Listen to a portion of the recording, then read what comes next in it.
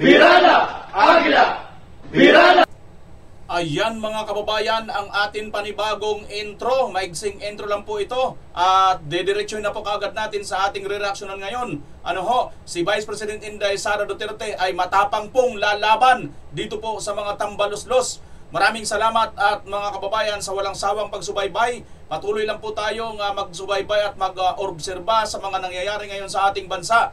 At kami rito ay patuloy lang din po kami maghahanap ng mga totoong balita at amin pong i-analisa at ibibigay po namin ang aming mga opinyon at reaksyon.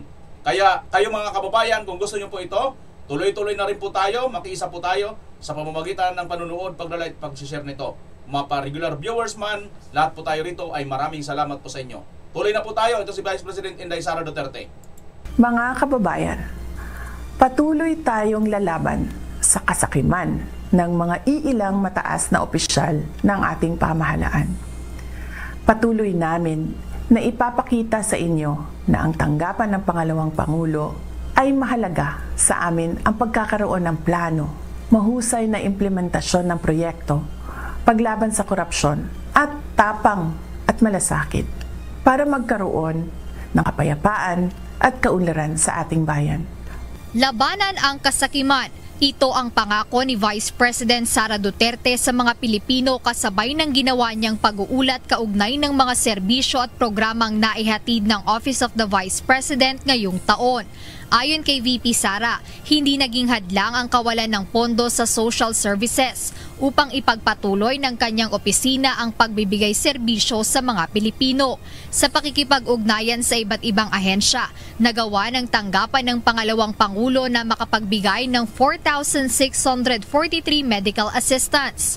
Nakapagkaloob din sila ng 1,377 burial assistance at tulong sa 73,054 na pamilyang nasalanta ng mga kalamidad ngayong 2025. Kasama rito ang 2,514 bags of 25 kilo rice para sa mga apektado ng lindol sa Cebu at pagputok ng Mount Canlaon, pati ang pagpapakain sa 1,866 volunteers at rescuers sa pamamagitan ng Kalusugan Food Truck.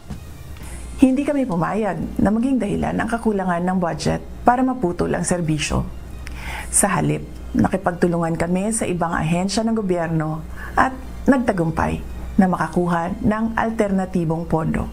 Binigyang diin din ng OVP ang pagpapatuloy ng mga programang pangkabuhayan sa ilalim ng Magnegosyo Taday. Naitala rin ng OVP ang malaking tagumpay ng 1 Million Trees Campaign matapos makapagtanim ng higit 1 milyong puno, 3 taon bago ang orihinal na target. Samantala umabot na sa 460,272 pagbabago bags ang naipamahagi sa mga kabataan sa buong bansa, kabilang ang mga nasa malalayong lugar. Sa kabila ng mga batikos na kinakaharap ng pangalawang Pangulo, kaugnay ng umano'y maling paggamit ng pondo, ipinagmalaki ni VP Duterte ang unqualified opinion mula sa Commission on Audit na siyang highest audit rating. Mula sa mahusay na financial report ng OVP Finance Team, nakuha natin ang unqualified opinion mula sa Commission on Audit, ang highest audit rating. Ito ay malinaw na indikasyon ng ating transparency at fiscal integrity.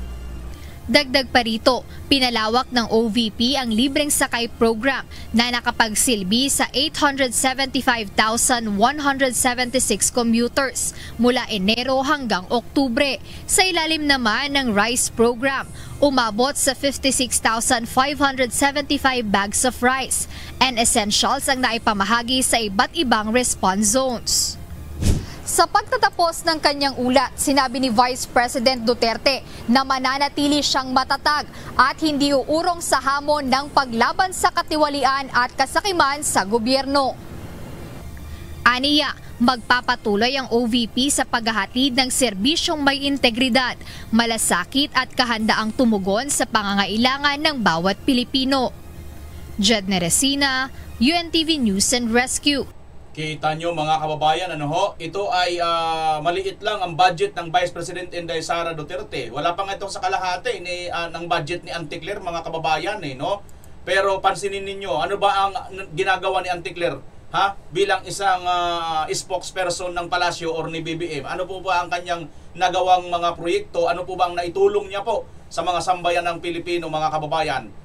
Nakatulong ba si Auntie Claire ninyo na mayroon pong mahigit 2 billion? I think 2.5, 2.7 billion. Samantalang si Vice President ay ilan lang, 800 million lang, wala pang 1 billion, mga kababayan. So halos times 2, times 3 ang lamang ng budget nitong office ng Yusek Auntie Claire ninyo, mga kababayan. Pero wala ka naman nakikitang tinutulungan, wala man lang libreng sakay, walang mga bigas, walang mga ayuda, kung ano-ano pa, mga kababayan, di ba? So dito makikita na ninyo, sa ito pa lang, sa pundo pa lang pag-uusapan, aping-api na po itong ating pangalawang Pangulo. Ngunit mga kababayan, hindi po yan naging hadlang. Ilang beses pong ginipit ang budget ng Vice President Sara Duterte, pero hindi po yun hadlang para ang ating Vice President ay magpatuloy po sa kanyang ginagawa, mga kababayan, kanyang ginagawa para po tulungan ang taong bayan. At kalaki pa po nito, mga kababayan, ito pa po ang kanyang buong mga pinagmamalaki dito, mga kababayan, patungkol nga po dito sa kanya pong napakagandang record pagdating po sa budget na kanyang ibinigay sa kanya para po gastusin at para ipamigay or para nga po para sa taong bayan. Panoorin niyo po ang buo, mga kababayan. Assalamualaikum warahmatullahi wabarakatuh. Madayaw, umayong adlaw kaninyong tanan. Magandang araw sa inyo lahat. Ngayong araw, ibabahagi ng Office of the Vice President sa inyo ang naging resulta ng taus-pusong serbisyo at katapatan sa bayan sa buong taon ng 2025. Medical and burial assistance. Alam nating malaking hamon ang pagkawala ng pondo para sa ating social services ngayong taon. Ngunit sa bawat krisis na hinaharap ng ating kababayan, kailangan ng gobyerno ng matatag na solusyon. Hindi kami pumayag na maging dahilan ang kakulangan ng budget para maputol ang serbisyo. Sa halip, nakipagtulungan kami sa ibang ahensya ng gobyerno at nagtagumpay na makakuha ng alternatibong pondo. Dahil dito, nananatiling bukas ang ating assistance windows nitong taong 2025. Nakapagbigay tayo ng tulong sa 4,643 na Pilipinong may karamdaman. At nakatulong ang ating burial assistance sa 1,377 beneficiaries. Ito ang pruweba na kung may puso at paninindigan para maglingkod, laging may paraan para tulungan ang ating mga kababayan. Disaster relief and relief for individuals in crisis and emergencies program. Ang OVP ay laging handa sa panahon ng krisis.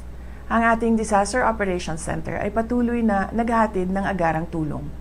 Sa kabuuan, umabot sa 73,054 na pamilyang Pilipino na naapektuhan ng kalamidad ang ating natulungan. Kabilang dito ang 9,129 na pamilyang nakatanggap ng donated items. As part of our rapid response to the 6.9 magnitude earthquake in Cebu and the Mount Canlaon eruption, OVP distributed 2,514 bags of 25 kilo rice. Kamakailan, personal kong pinangasiwaan ang relief operations sa Negros Occidental at Cebu para sa mga pamilyang sinalanta ng magkasunod na bagyong Tino at Uwan.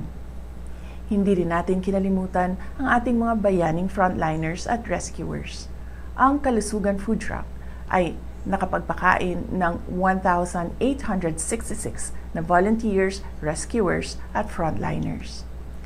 Sa pamamagitan ng ating RICE program, nakapaghatid tayo ng kabuang 56,575 bags of rice and essential food items sa mga response zones. Pagbabago 1 Million Learners and Trees campaign. Ang ating pagbabago campaign ay ang ating pamumuhunan sa kinabukasan ng ating bansa. Ngayong taon, nalampasan na natin ang ating target. Nakapagtanim tayo ng higit 1 milyong puno sa buong bansa, 3 years ahead of schedule. Bilang simbolo ng dedikasyon, inakyat ng ating team sa Southern Mindanao ang Mount Apo, ang pinakamataas na bundok sa bansa, para magtanim ng tinikaran trees at markahan ang ating millionth milestone. Ang ating Million Learners campaign naman ay nakapagpamahagi na rin ng 460,272 bags. Direkta itong nakarating sa mga remote areas tulad ng Ubo-Manuvo Indigenous Peoples Learners sa Kidapawan City. Magnegosyo taday. Ang pag-ahon sa kahirapan ng bawat pamilyang Pilipino ay prioridad natin. Sa pamamagitan ng Magnegosyo taday, nakapagbigay tayo ng suporta sa kabuuang 15 groups at 2,245 aspiring entrepreneurs ngayong taon. Libreng sakay program. Ramdam natin ang bigat ng presyo at bilihin at pamasahe. Kaya napakahalaga ng ating libreng sakay program.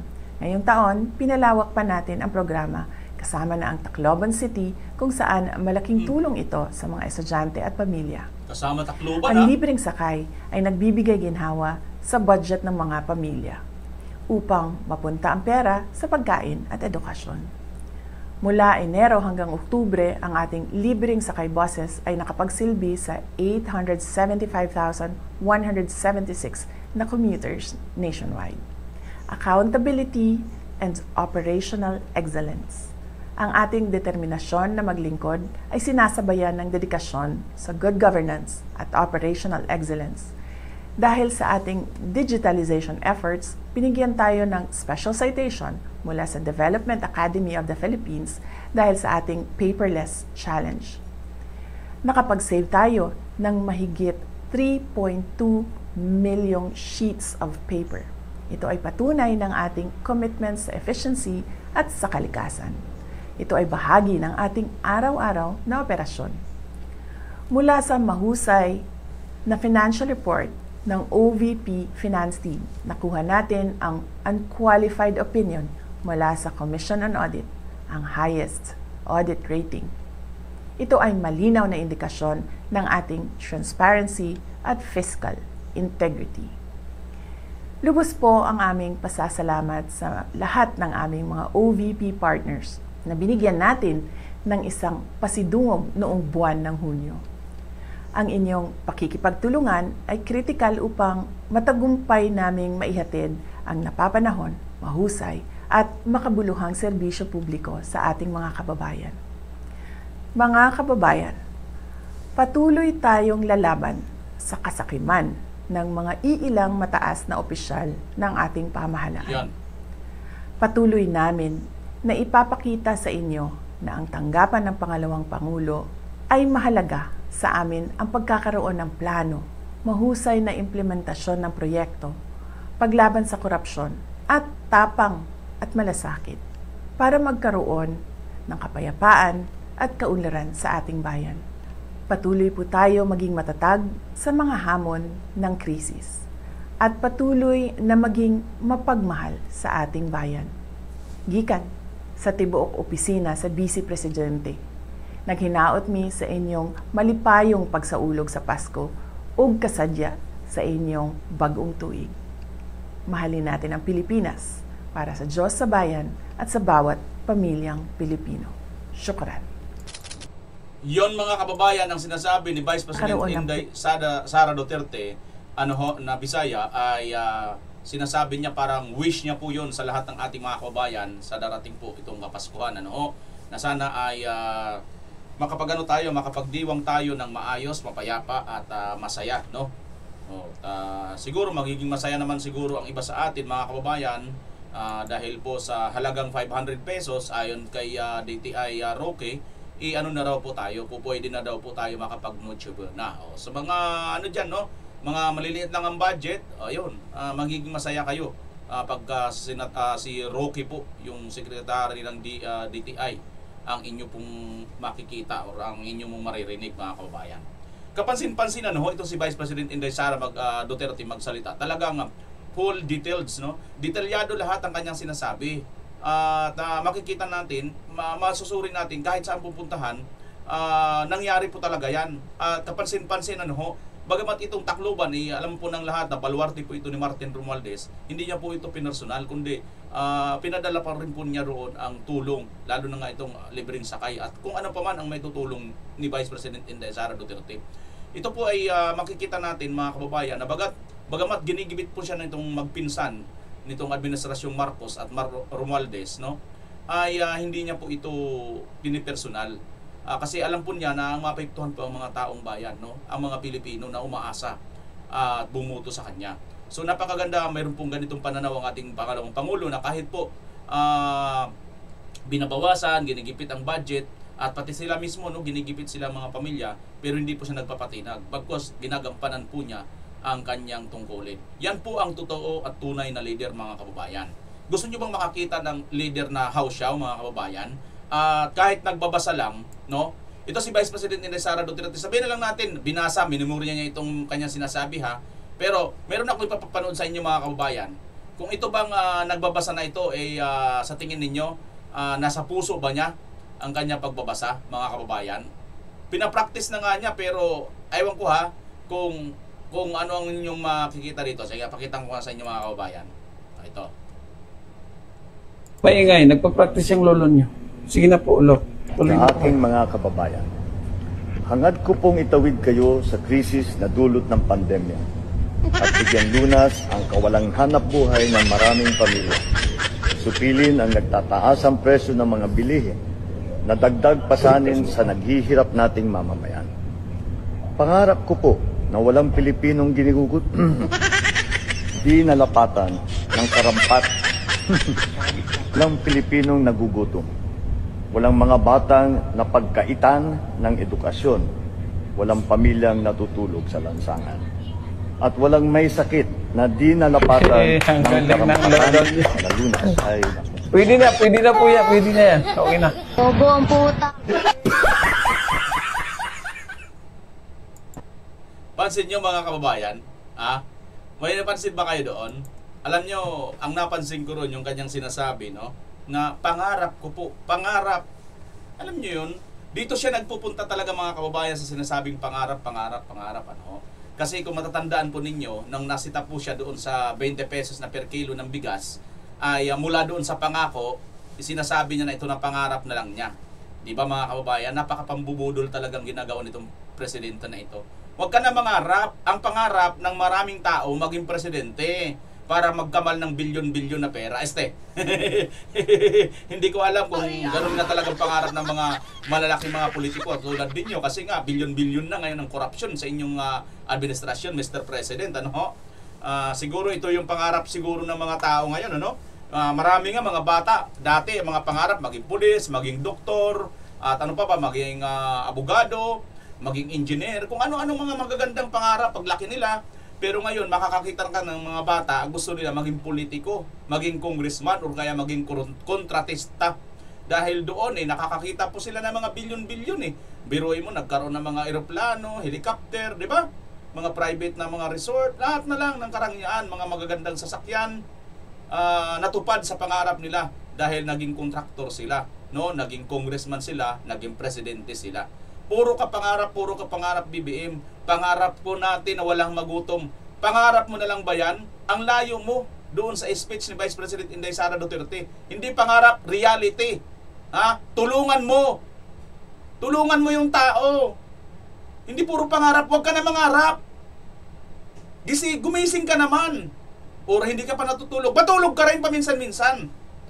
Kasi di ba, mga kababayan, sabi nito, hindi na raw sila natutulog. Nakakatakot talaga sa totoo lang, mga kababayan. Mayroon tayong presidente na pinaghinalaan, hindi pinaghilalaan, sinasabi ng kanyang kapatid na adik, mga kababayan. Bangag. Tapos, hindi natutulog. Ano yun? Sabihin pa natin, kasi sinasabi na, masyado kayong mga didilis, wala kayong komprehensyon. Hindi naman literal yan. Sige, hindi literal. Talagang mayroon ba talagang hindi natutulog sa sobrang trabaho? Mayroon, di ba? Mayroon talagang hindi natutulog. Sino ngayon ang tanga? Tama, mga kababayan, di ba? Mayroon talagang tao sa sobrang dami ng trabaho, halos hindi na makatulog. Ngayon, BBM, ano bang sinasabi mo? Literal ba yan o hindi yan literal? Kasi paliwanag dito ng mga ibang mga kakampuit mo, mga bayaran mong mga vlogger, ng mga troll na hinayar mong libo-libo na yan, hindi naman literal yan, na hindi sila natutulog. Of course, natutulog yung mga yan. Tama. O, hindi literal. Pero, totoo rin ba na may mga tao talagang halos hindi rin nakakatulog o hindi rin natutulog dahil may tinatapos na trabaho, may tinatrabaho pa? Pero nungka, yung hindi na sila natutulog. Gets nyo, mga kababayan? Ganon. Tingnan nyo pa, ha? So yan ang napansin ko dun sa pagkakaiba nila kay Vice President Sara at saka itong kay BBM. Pag sila sabihin na lang natin, pareha sila, binasa nila yung script na yan. Pero pag magbasa ito mga kababayan, sabihin na lang natin, master din ito, kabisa din ito. Pero iisa pa rin yung labas ng tunog pangarap Hindi na dapat pangarap, tulungan mo na, ikaw nang nasa kapangyarihan. Huwag kang tumulad kay Vice President Inday Sara. Si Vice President Inday Sara, walang budget. Mas malaki pa, times 2, times 3 pa ang budget ng anti-Claire Castro mo, tagapag-fake news mo. Di ba? Samantalang si BP Inday, hindi nyo lang binabawasan, halos ayaw nyo nang bigyan ng budget, pero dumudiretso sa tao yung kanyang budget. Pumupunta sa mga burial assistance. Totoo naman Sinasabi ni BP Inday, napakahirap talaga dyan sa mga social needs, no? Marami po ang mga kababayan nating mga mahihirap, pumupunta yan sa mga politiko kung saan-saan para lang makaambag o makahinga ng tulong, pampalibing ng kanilang mga mahal sa buhay. Di ba? Siguro kung hindi mo yan alam, halimbawa, may mga viewers tayo rito, pag hindi nyo yan alam, may kaya kayo sa buhay. Kasi kaming mga mahihirap talaga, hindi ko lang alam kung naanohan nyo na, pero kaming mga mahirap, namulatan ko po yan mga kababayan. Mayroon tayong mga kamag-anak, kapitbahay, mga kakilala, na pag wala talaga kapos na kapos, pupunta sa mga opisina ng mayor, congressman, para humingi ng tulong pampalibing. Di ba? Kaya nga usong-uso sa atin, ang naging kultura sa atin, pag mayroong lamay, mayroong sugal, di ba? Yun mga kababayan, kasi nga, bakit? Para makapag-fundraising ng pera, para pantulong man lang doon, makahingi ng tong or limos sa mga nagsusugal, di ba? Ganon? Ito kay Vice President Inday Sara Duterte, malaking tulong yan. Tapos yan pa ngayon ang inyong binabawasan. Si anti-Claire nga, ang laki-laki. 2 billion mahigit, pero wala ka man lang nakikitang tinutulungan niyang mga burial assistants Di ba mga kababayan? Pagkatapos, hindi na nga ninyo tinutulungan, dinadagdagan, binabawasan nyo pa, gusto nyo pang mapa-impeach. Ito mga kababayan, nagano na naman sila ng panibagong impeachment. Ng bayan na ang paghahain ng panibagong impeachment complaint laban kay Vice President Sara Duterte. Nabitin daw kasi sila nang hindi matuloy ang impeachment trial laban sa bise. Nasa frontline ng balitang yan, si Marian Enriquez. Mabibitin kayo lalo kasi wala nang kakwenta-kwenta yung impeachment ninyo na yan. Bakit? Ito mga kababayan, kung susundin po natin bago natin ituloy, kung susundin natin ang nangyari, ang naging events, no? Ang sabi ni Congressman Toby Chanco ay mga hinustage yung mga budget nitong mga ito. Para pumirma sa impeachment ni Vice President Inday Sara Duterte, di umano, ayon kay Congressman Toby Chanco, 150 million per congressman ang budget allocation para makapirma lang. Ngayon, ang ginawa ng iba, dahil gustong magkaroon ng budget, hindi natin alam kung napunta sa kanila o kaninong bulsa napunta yon. Anong ginawa? Pumirma sila. Ang tanong mga kababayan, ngayon ba may pera pa silang pambigay, pang budget para may pumirmang mga congressman? Lalo na ngayon na alam na nila na hindi na nila kaya si Vice President Inday Sara Duterte. Katunayan nga mga kababayan tatanggapin na lang nila at magkakasya na lang sila, pasintabi sa mga kumakain na nananghalian magkakasya na lang sila sa tawag nito, magkain suka at kain tae sila mga kababayan. Ito, panuorin ninyo ito muna bago ituloy si Vice President Inday Sara Duterte. Tatanggapin, mas matatamisin pa nilang magkain suka, magkain suka mga kababayan, kisa naman sa may Duterte na makabalik. Bakit natin sinasabing kain suka, kain tae mga kababayan? Bakit? Kasi po, pag hindi nila ma-impeach si Vice President Inday Sara Duterte, ay tiyak po na ang panalo or sigurado na po presidente na naman si Vice President Inday Sara Duterte na talaga naman mawawalan na po sila ng saysay lalo sa ating bansa dahil puro parehas po sila. Parehas po ito mambubudol manggagamit itong Dilawan at saka itong Pulahan. Marcos, Aquino, Dilawan, itong mga Romualdez, ito yung mga pahirap sa atin. At saka itong mga MPing, mga realista, mga kontrabida, mga terorista, at saka itong mga Makabayan Bloc, itong mga party list, mga kababayan. Itong mga party list na mga salot, sila talagang sumasalot sa ating lipunan, mga kababayan. Sila talagang dapat, mawala na sila dito sa ating bansa. Sila dapat ang mapadalon sa ICC.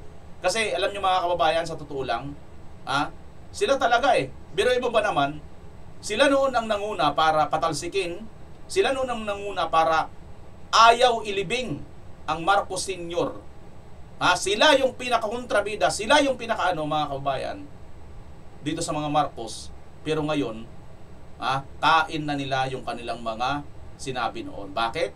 Dahil takot sila kay Vice President Sara Duterte. Ito, mga kababayan, panoorin niyo po ito. BBM camp, wala akong nakikitang kandidato on the horizon for 2028. 2028, the administration's anointed one will come from the pinks. Very ironic, this pink and biro ng kapalaran. Marcos, hindi yan biro ng kapalaran, Bugok.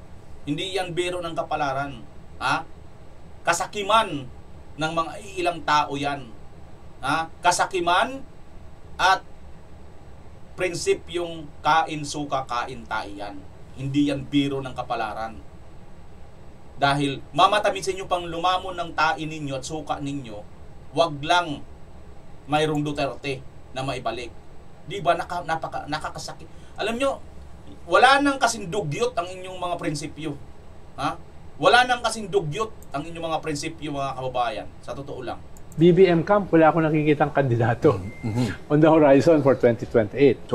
Alam nila mga kababayan, wala daw ang BBM camp na nakikita nilang kandidato sa 2028. Bakit? Sino ba ang kandidato nila noon? Ay syempre, si Martin Romualdez.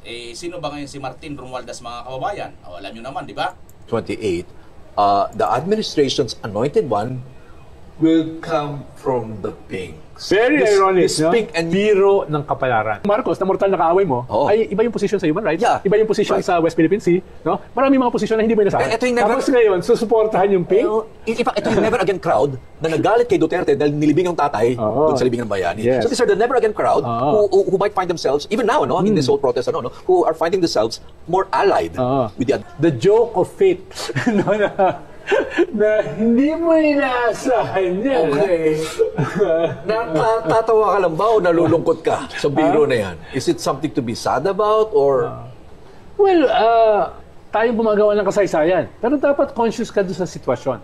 Ang sitwasyon ngayon, pag hindi nag-unite lahat, laban sa mga Duterte, malaki ang chance mananalong Duterte. Mananalong Duterte.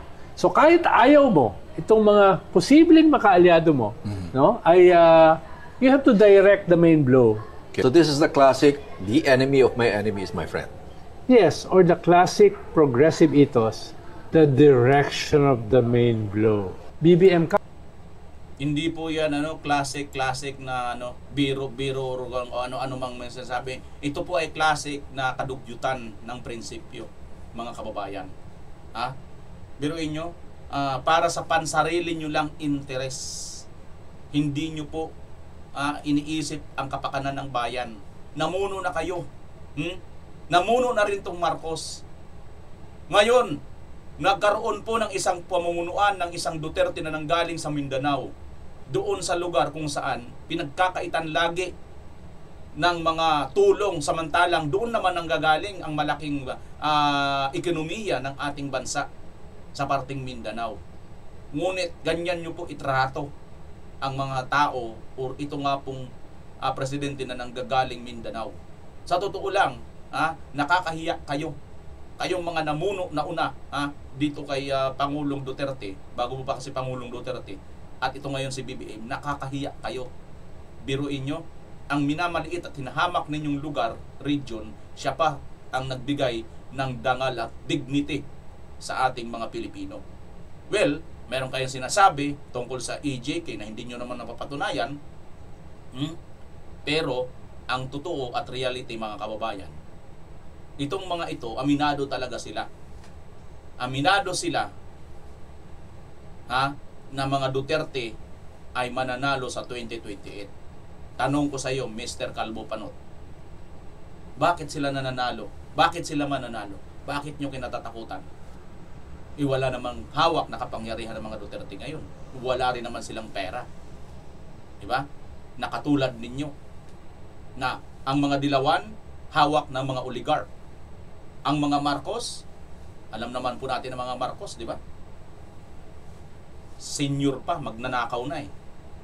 Mas lalo itong anak ngayon. Nadagdagan pa. Bangag pa ayon sa kanyang kapatid. Di ba? Tapos ngayon, yan ngayon ang gusto nyong i-unite. Naku kung yan na lang din mga kababayan, mabuti pang mamundok at sariling ano na lang ako, buhay. Mabuti pa, magtahimik na lang ako kaysa sa makisama ko dito sa mga ito. Di ba mga kababayan? Bumuelta ang Malacanang sa mga nagsasabing mahina ang Pangulo sa pagsugpo sa korupsyon. May paalala naman si PBBM sa mga bagong sundalo sa gitna ng maubong pa ring destabilisasyon. Nasa frontline ng balitang yan si Maricel Halili. Hindi ba kayo mga kababayan kumbinsido dito sa sinasabi? Bumuelta ang Malacanang sa mga nagsasabing mahina ang Pangulo sa pagsugpo sa korupsyon. Sige, bumilta daw Malacanang sa pagsugpo sa korupsyon. Pakisagot mga kababayan sa comment section. Malakas ba siya? Nasusugpo ba niya ang korupsyon? Paano niya masusugpo? Paano niya nasusugpo? Para sa akin opinion ko lang ito, mga kababayan. Paano mo nasusugpo, Mr. PBBM? President Marcos, ikaw mismo sangkot sa korupsyon. Mahina ka talaga. Mahina kang sugpuin. Bakit? Kasi kung lalakasan mo, sarili mo ang unang mapapakulong. Ayon kay Vice President Sara Duterte. Ipakulong mo ng sarili mo. Diba? Tuloy na natin ang naghain. Matatapos na ang one-year ban sa paghahain ng panibagong impeachment complaint laban kay Vice President Sara Duterte sa February 5. Kaya ang grupong Bayan, pinaplano na ang paghahain ng panibagong impeachment complaint. Isa pa sa pinag-aaralan ng grupo ang naunang desisyon ng Korte Suprema sa pagpapatigil ng impeachment at pagdedeklara nito bilang unconstitutional. Hinihintay pa nila ang resulta ng apela nila sa desisyong ito ng SC. As you know, maraming dinagdag na mga condition ang Supreme Court. Medyo mas mahirap na ngayon mag-file ng impeachment. Most likely, magpa-file po tayo ng impeachment ulit. Kasi bitin yung nangyari, hindi natuloy sa trial. Noong December 2024, mga mambabatas mula sa Makabayan Block ang nag-endorso ng ikalawang impeachment complaint laban kay VP Sara.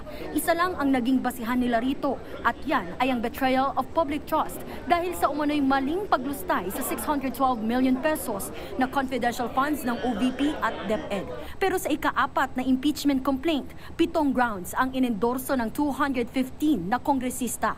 Yan ang ipinadala ng Kamara sa Senado. Bukod sa issue sa confidential funds, pinagbasehan din sa paghahain ang pagbabanta noon ni VP Sara kina Pangulong Bongbong Marcos, First Lady Liza Araneta Marcos at dating House Speaker Martin Romualdez. Wala pang bagong tugon dyan ang kampo ng Vice Presidente. Pero kanina, flinex ni VP Sara ang mga nagawa at ang aniyay good governance ng kanyang opisina.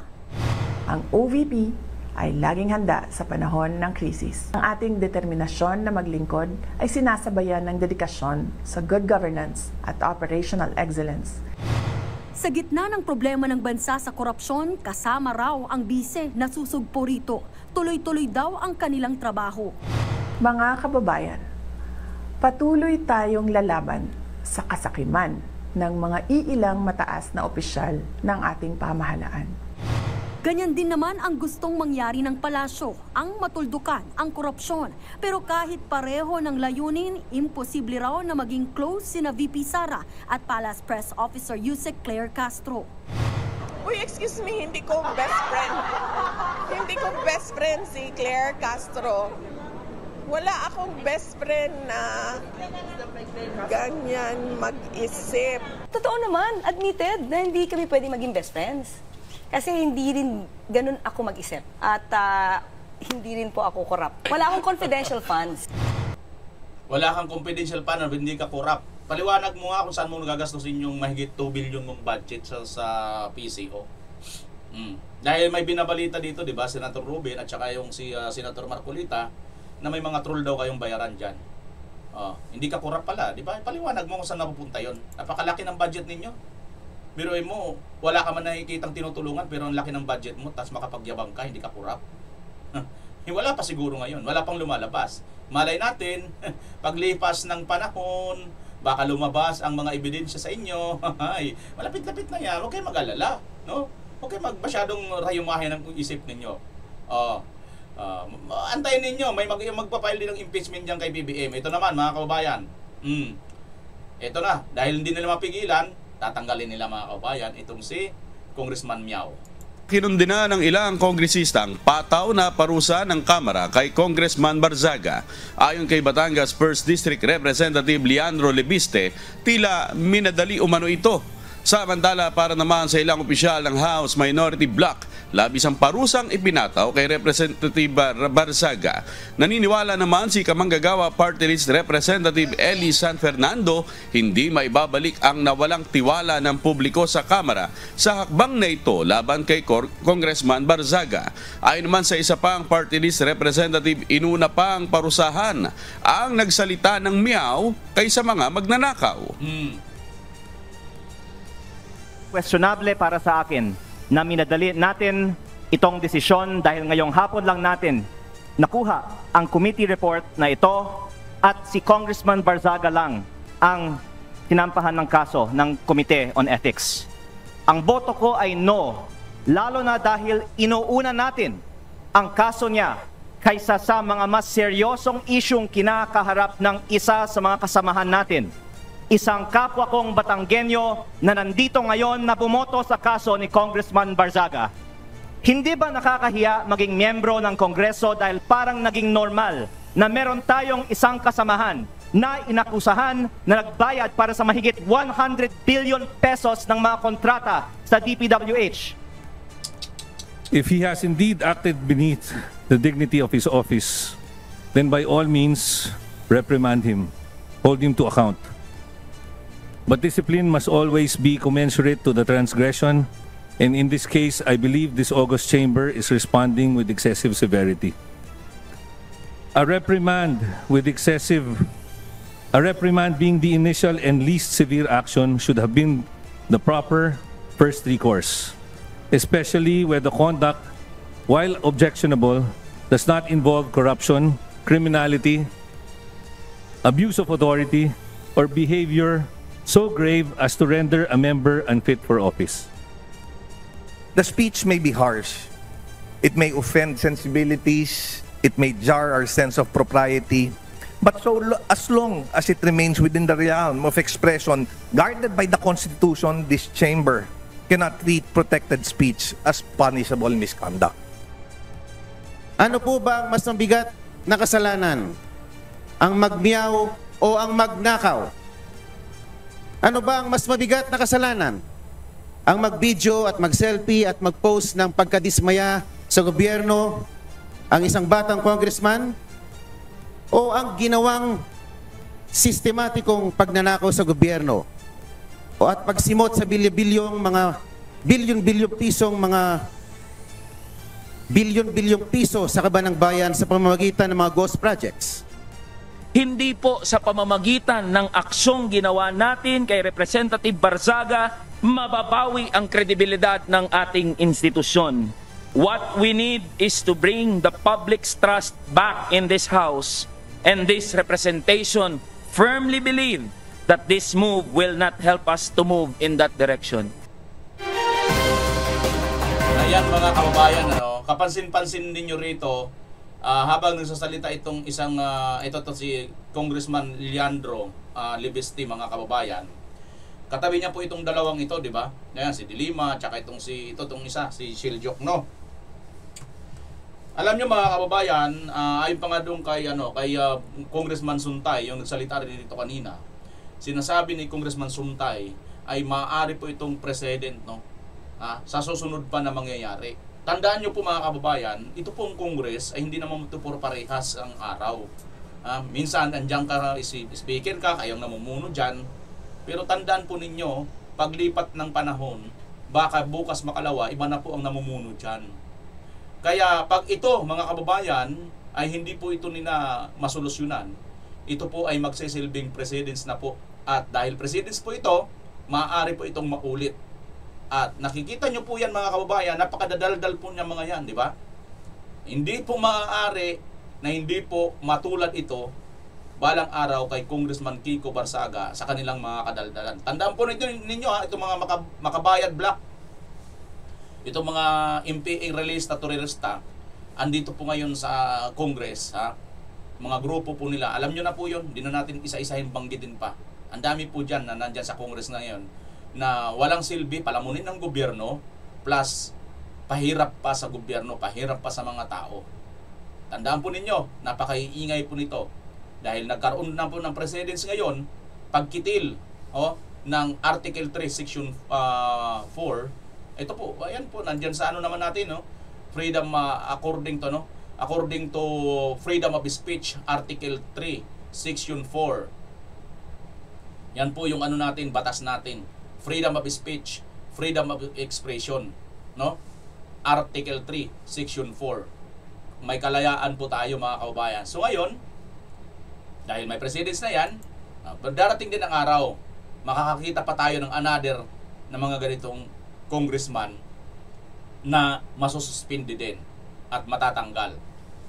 Tingnan natin, dahil di ba, mayroon nga mga ibang mga congressman na nabubunyag, na mayroong mga kabit, at ito nga ngayon, sabi ni Congressman Leandro, di ba, 100 billion. Biruin nyo. Tapos ngayon, ang inuna ninyo, ito lang na pagmiyaw, simpleng pagmiyaw lang. Naaasar ba kayo doon? Nakakapatay ba sa inyo yung nakakawalan ba ng dignidad ninyo yon, yung pagmiyaw lang ni Kiko Barsaga? Salamat nga kayo, miyaw lang, hindi walang kasamang kalmot, di ba, mga kababayan?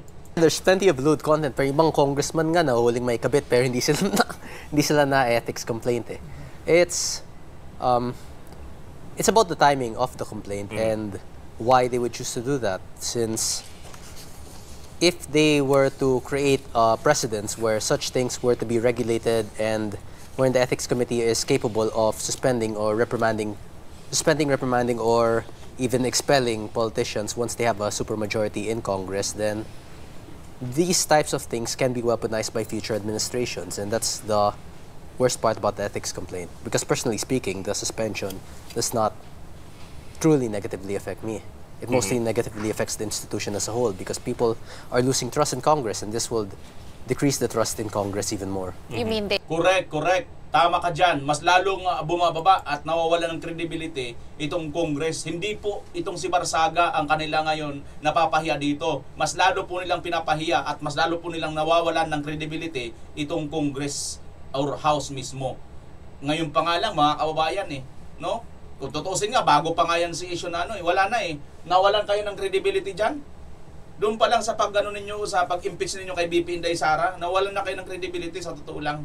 Walang credibility itong mga congressman. Biruin mo, magkakaroon ka ba ng credibility? Saan ka mayroong credibility? Abante, hindi naman nanalo, pero pinaupo ng kumilig. Talo yan Yung Gabriela, mga talo yan. Nandyan, nakaupo. Ang panalo, Duterte Youth Party List, 3 congressman. Sinipa nila, asa ng credibility ng kumilig, pati kumilig. At saka itong Congress, nasaan? Mga talo? Hindi kayo mga binoto, hoy, mahiya kayo. Pero kayo ngayon, dahil sa kakapalan ng inyong mga pagbumukha, upo kayo dyan. Kasi malaki ang sweldo Ang tanong, saan nyo dinadalang sweldo ninyo? Baka naman pinang-re-recruit ninyo sa kabataan para maging MPA, di ba? People might think they're being so defensive. Well, they are being so defensive because I'm the one who is planning to file an impeachment case on Marcos, and coincidentally, I'm also the one who happens to be suspended. We just had you last week. You didn't say that yet. When did this idea? No, I revealed it already. I posted it twice on social media. Okay. Once in October and once in November. So we're still gathering evidence, not just regarding Marcos's involvement in the flood control, but also his, also Senator Amy Marcos's revelation that he is a drug addict, which is detrimental to our country as a whole if we have a drug addict as So president. this impeachment complaint you plan to file, when do you plan to file it? And can you file, you can file it naman kahit na suspended ka, you know? Well, I'm not too sure about that because I didn't read the rules regarding suspended politicians. But when are you planning to file it? Who is drafting it for you? You have lawyers? Yes, we have legal teams and we'll see when the time comes. Kasi February 7 yung the one-year ban on the impeachment of Sara Duterte will expire.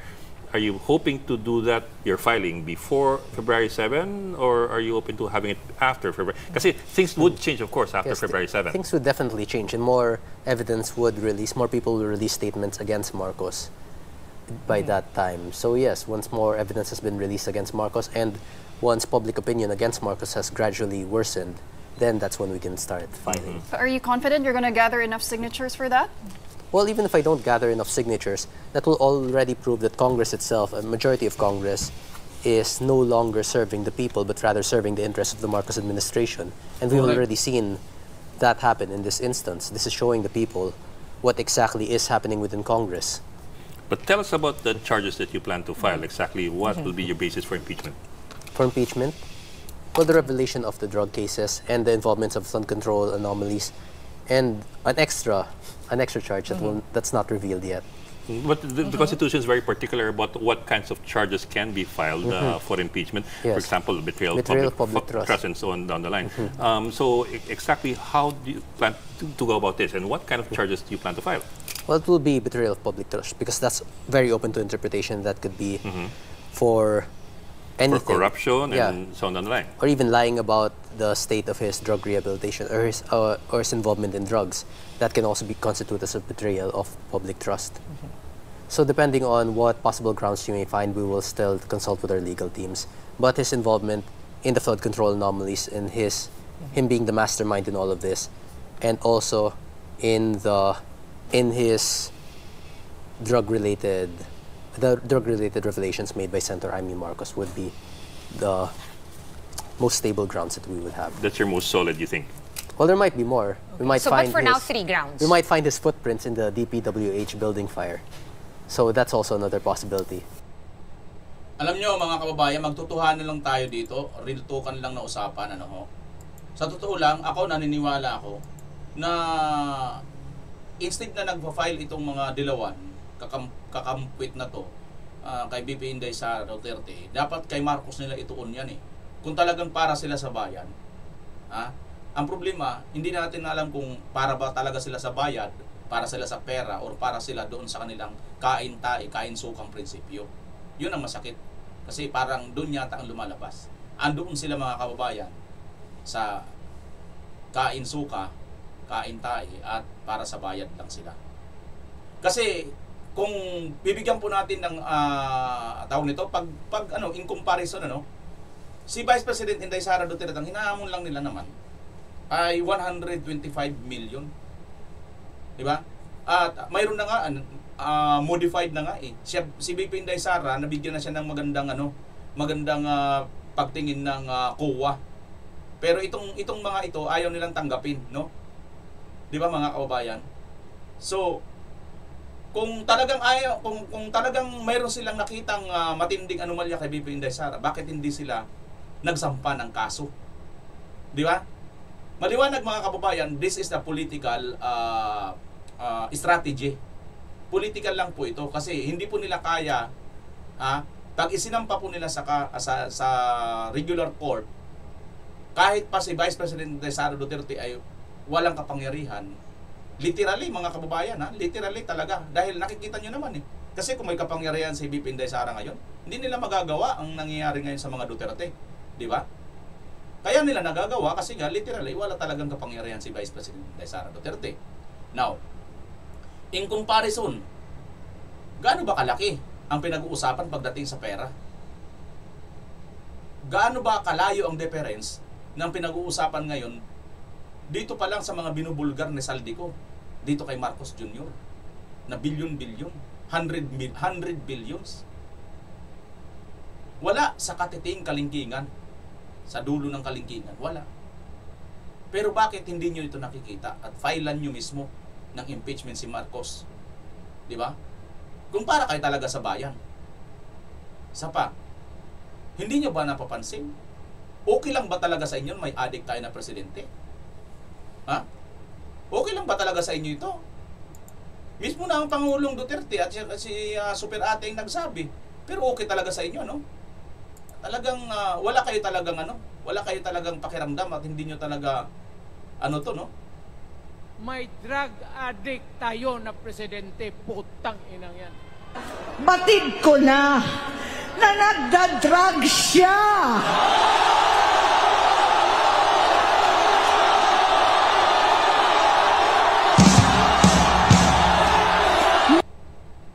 May drug addict tayo na presidente, putang inang yan. Batid ko na nagda-drug siya. Ito mga kababayan, ang hindi ko rin maintindihan, kung talagang totoong aligasyon lang ito at walang katotohanan, bakit hindi nyo sampahan si Senator Amy ng kaso? Tapos sinasabi nyo pa, hindi namin kapatid yan. Di ba? Parang pinapatunog pa nila na kalaban na talaga nila ang turing. Samantalang ito si Senator Amy, kaya niya iyan nagawa dahil nagmamalasakit siya sa kanyang kapatid. Masakit talaga. Sa totoo lang mga kababayan, sa bagay, awa ng Diyos kami, sa pamilya namin, wala kaming adik, no? Kaya hindi ko yan hindi ko yan danas. Hindi ko alam ang experience na may kapamilya kang adik. Pero, comment nga kayo mga kababayan, sa mga libu-libong viewers natin dito, mayroon ba tayong viewers na dati yung kanilang kapamilya ay dating adik na kapagbago? Diba?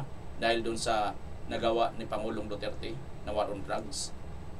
At naging maayos na ngayon ang buhay. Comment nga kayo kung anong inyong pakiramdam noon nung inyong kapamilya ay adik pa. Kayo ba ay tiwasay bang inyong pamumuhay? Maayos ba? Nung mayroon kayong anak, kapatid, asawa na adik? O, ganyan sigurong naramdaman ni Senator Amy. Nakukonsensya na siya, binabagabag na siya ng kanyang konsensya at hindi niya na matiis. Kaya inano niya po ito. Masakit po yan para sa isang pamilya at nagmamahal, di ba? Pero alang-alang po sa pagmamalasakit bilang kapatid, yan ang tunay na kapatid. Kasi kung hindi ka totoong kapatid, hindi mo kayang sabihin yan. Lalo't presidente pa yan. Ha? Ang gagawin mo lang naman, bubulahin mo lang. Makikinabang ka, di ba? Tama, hindi. Pero hindi po yan ginawa ni Senator Amy. Ipinagmalasakit pa rin yung kanyang kapatid. Kaya lang, masakit isipin kasi sabihin nila, aligasyon lang daw ito, hindi daw ito totoo. Pero kung hindi yan totoo, bakit hindi nyo na nasampahan ng kaso? Para magkaalaman, di ba? Ayaw mo naman din magpa-hair follicle drug test, sampahan mo na lang ng kaso. Para patunayan ni Senator Amy. Para ilabas ang resibo ni Senator Amy. Tama hindi mga kababayan? Ha? Ngayon, the more na hindi nyo sinasampahan ng kaso ito, si Senator Amy, the more na lumalabas na totoo ang sinasabi ni Senator Amy. Di ba mga kababayan? Tama ba mga kababayan? Paki-comment nga ako paki-comment nyo nga dyan kung tama ba na i-analyze natin ng ganito na maaaring may katotohanan na sinasabi ni Senator Amy sapagkat ayaw nyo namang kontrahin, ayaw nyo namang kasuhan. In fact, parang pinatutunog nyo na nga, hindi nyo kamag-anak, hindi nyo kapamilya sa Senator Amy, hindi nyo kapatid, di ba? So, chance nyo na yan para panagutin siya, tama hindi? Once and for all, malaman din ng taong bayan. Di ba? So, kung ayaw ninyong panagutin yan, may iiwan sa taong bayan ngayon na totoo ang sinasabi ni Senator Amy na talagang mayroon po tayong adik na presidente. Bangag. Nakakahiya, nakakasuka. Pinamumunuan, isa kang matinong tao, doktor ka, abogado ka, pulis ka, sundalo ka, general ka. Napaka mong tao, lalo na doktor ka, no? Lalo na doktor ka. Biro mo, doktor ka, pinamumunuan ka ng isang adik. Papayag ka ba niyan? Napaka-professional mong tao, napakataas ng pinag-aralan mo, pari ka, pastor ka, leader ka ng mga civic organization, mga church organization, pero ang pinuno mo, adik. na-attempt ng konsensya mo yun? Hindi. Nagtatanong lang ako ha. Wala pa ako sinasabing umaksyon ka. Nagtatanong lang ako. Ha? Based dito kay Senator Amy na sinasabi niyang hanggang ngayon, umaga, tanghali, hapunan, droga. Kaya naman pala, wala sa tamang desisyon at wala na po sa ayos ang ating bansa ngayon. Dahil mayroon po tayong nagdodroga, nag-illegal droga na presidente. Nakakalungkot mga kababayan. Di ba? O, mga kababayan, kung kayo po ay naniniwala at anuman po ang inyong opinion, malayang opinion, reaksyon, analysis patungkol po sa video ito, huwag po kayo mahiya, paki-comment po sa baba ng comment section. Pakilagay nyo na rin po ang inyong lugar kung taga saan kayo at nang mapusukan pa natin. Maraming salamat. Pilipinas as always. Bye-bye!